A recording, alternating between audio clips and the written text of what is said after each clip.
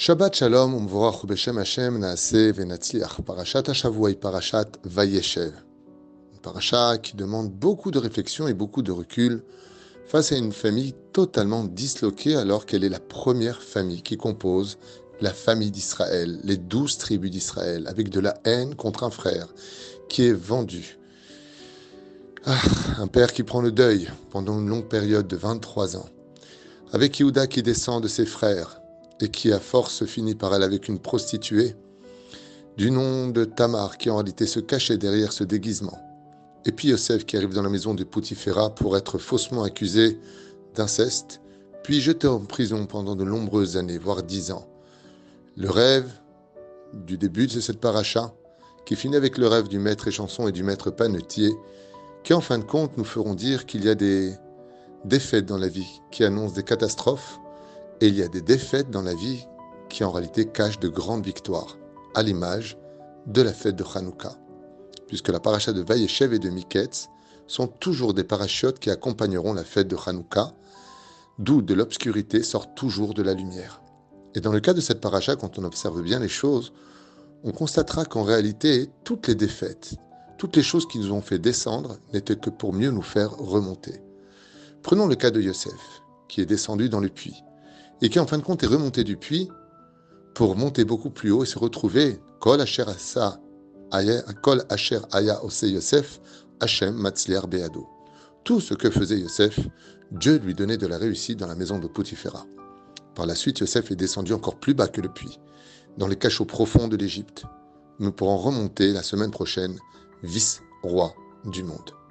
On constatera que Tamar descend, puisqu'elle n'arrive pas à épouser un des enfants de Yehuda, Shelah, son troisième mari légitime. Elle se déguise en prostituée. Et puis voilà qu'en descendant en bas de l'histoire, pour constituer un des maillons de la chaîne et de la dynastie du peuple d'Israël, elle accepte de descendre au plus bas, ce qui fera d'elle la future mère du Melech HaMashiach par ses deux enfants qui naîtront de cette union suspicieuse et ambiguë, que Yehuda s'approchera vers elle. Ce que l'on constate avec Yehuda, c'est que Yehuda est descendu. Il est descendu de ses frères. Et alors que c'est un homme extrêmement saint, loin de toute débauche, il en vient à être attiré par une femme de mauvais augure, une prostituée qui se tiendrait sur le sentier des yeux, sur une route. Et puis voilà que Yehuda a envie d'elle. Il va vers elle. Il lui remet 3 éléments en contrepartie de sa récompense pour se donner, pour ne pas fauter, faire Zera Levatala, qui est considéré comme une des fautes les plus graves du judaïsme, pour lesquelles les 2 fils de Yehuda, Onan et Er, perdront la vie. Car il n'y a pas une chose qui tue plus le mazal d'un homme, il n'y a pas une chose plus grave au monde que d'émettre sa semence en vain.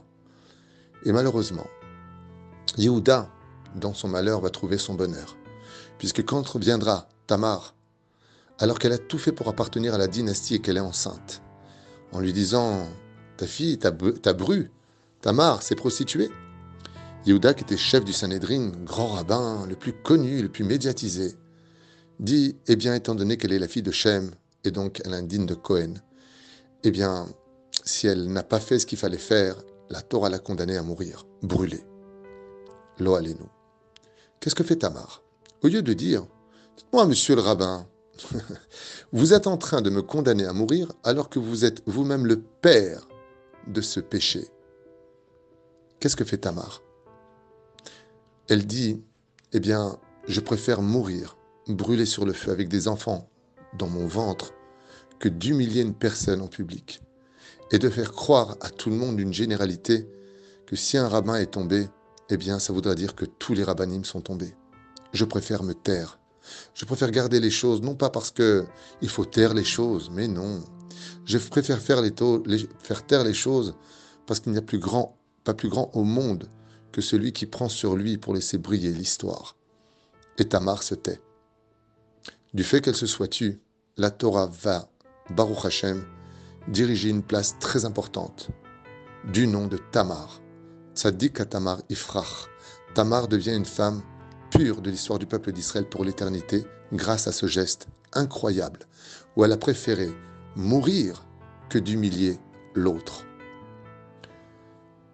Yehuda, assis sur son trône de gloire, en haut de la pyramide des hiérarchies de la rabbanout, sans aucune hésitation, se lève et dit « Eh bien, je reconnais les objets que tu me montres, Tamar, et le père de ces enfants qui sont en toi, c'est moi. » Annoncer une telle chose en public, annoncer aux yeux de tous que moi, le grand rabbin Yehuda ben Yaakov, oui, je suis descendu vers cette prostituée. Je ne sais pas comment les choses se sont passées. Effectivement, le Zohar nous dit que Dieu a retiré pendant cette période précise où Yehuda va approcher Tamar son libre arbitre. Mais Yehuda ne rentre pas dans les comptes divins. Il ne se dit pas, ouais, j'ai un coup de folie qui est venu, j'étais trop chaud à ce moment-là, un apôtre pousse la rayotte. Il ne va pas chercher des excuses. Il n'y a pas de oui, mais je vais t'expliquer. Il se lève et il dit, j'ai fauté. C'est moi qui suis le coupable. Non seulement tu n'es pas brûlé, mais de plus je te dois des excuses, parce que j'aurais dû te donner mon troisième fils, Sheila, pour la mitzvah justement du Yiboum. Cette mitzvah où quand un homme meurt et n'a pas laissé d'enfant, le frère devra l'épouser. Et les deux fils que je t'ai donnés sont morts. Sheila, qui était le troisième fils, j'aurais dû te le donner, mais j'ai eu peur que tu le tues, puisque tu en avais déjà perdu 2. Je ne voulais pas perdre toute ma descendance. Ainsi donc, Yehuda se lève et aux yeux de tous annonce sa défaite. Oui, j'ai eu un coup de faiblesse. Je suis descendu. Dieu déclarera au même moment dans le ciel, Yehuda, toi qui es le 4e fils des 12 tribus, tu deviendras le roi de tous tes frères. Tout ce que l'on pensait comme étant des défaites, pour nous, en réalité caché de grandes victoires. On n'a rien à perdre dans ce monde, à être humble, à renoncer, à pardonner. Car en réalité, on a l'impression que ce que nous faisons en allant dans les directions de ah, j'en ai marre, j'ai encore perdu, j'ai encore pardonné. Mais non, pas du tout. Regarde ce que t'apprend la Torah. Tous ceux qui ont été capables de se remettre en question, tous ceux qui ont été capables de reconnaître leurs torts, sont montés jusqu'au titre de la royauté et de l'histoire du peuple d'Israël. Par contre, de l'autre côté, quand on observe la femme de Poutiféra, qui n'a pas cessé d'essayer de se faire connaître dans l'histoire, cette femme qui a demandé elle aussi à être des maillons de la dynastie du peuple d'Israël, eh bien son nom ne sera pas une seule fois mentionné dans toute la Torah. On ne l'appellera que l'ombre de son mari, la femme de Poutiféra. La femme de Poutiféra, comment s'appelait-elle? Eh bien, tu l'appelleras comme tu veux, parce qu'elle n'intéresse personne. Parce que tout ce qu'elle a fait pour sa gloire. Tandis que tout ce qu'ont fait nos tzadikim, ils l'ont fait pour Hachem. Baruch Adonai l'olam, Amen ve Amen.